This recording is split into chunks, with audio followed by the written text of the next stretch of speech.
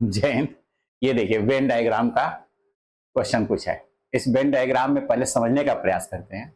ये पूरे के पूरे एक समूह की बात करता है, ये टोटल समूह की बात करता है। ठीक है, वेन डायग्राम का है, वेन आरेख भी बोलते हैं इसे, वेन डायग्राम या वेन आरेख, वेन डायग्राम। और ये जो है सिर्फ ए की बात कर रहा है, सिर्फ ए की बात कर रहा है, और ये किसकी बात कर रहा है? बी की बात कर रहा है, और ये दोनों की बात कर रहा है।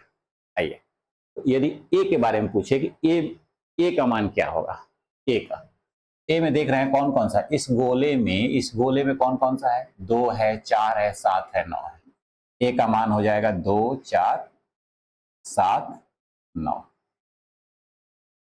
यदि नंबर ऑफ ए पूछा जाता कि नंबर ऑफ ए कितना है, तो नंबर ऑफ ए कितना है? 1, 2, 3, 4, 4 आता है, एक टोटल 4 संख्या है। अब इसी तरह बी की बात करते हैं, तो बी में कौन कौन से हैं? तो देखिए बी में ये टोटल है, बी में 1 है, 2 है, सीक्वेंस से लिखेंगे, 3 है, 8 है, 9 है। यानी कि नंबर ऑफ यदि बी पूछता, नंबर ऑफ बी, तो कितना हो जाता? 5 संख्या हो जाती, 1, 2, 3, 4, 5 हो जाती। समझ में आ रहा है? ये इसको पढ़ते हैं ए यूनियन बी, यू रहेगा ऊपर तो यूनियन बोलते हैं, यूनियन मतलब कि दोनों को मिला करके। तो देखिए ए यूनियन बी में क्या होगा कि इसमें दोनों में जो मिला करके, यूनियन मतलब सभी को लेंगे, सभी को लेंगे, एक भी है, दो भी है, एक है, दो है, तीन है, चार है, फिर पांच नहीं है, पांच बाहर है, पांच को नहीं लेंगे, छः, छः भी बाहर है, सात लेंगे, आठ लेंगे, नौ लेंगे, ये टोटल है। इसी तरह number of A union B पूछता तो कोई दिक्कत नहीं, कितना हो जाता?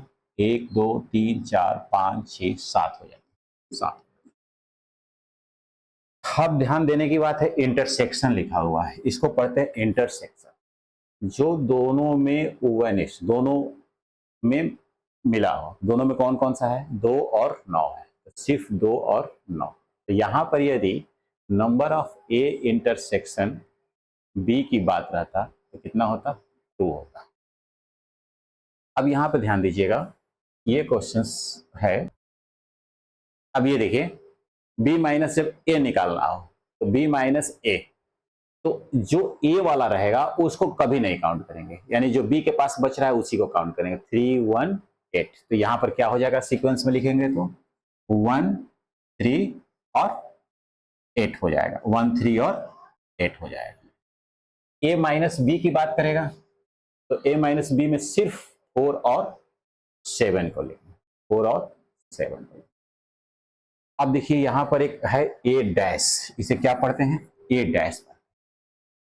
तो ए डैश में करना क्या है कि टोटल जो मान है ए डैश, ये टोटल जो वैल्यू है, टोटल वैल्यू, इसमें ए को, सिर्फ और सिर्फ ए को क्या करना है कि हटाना है।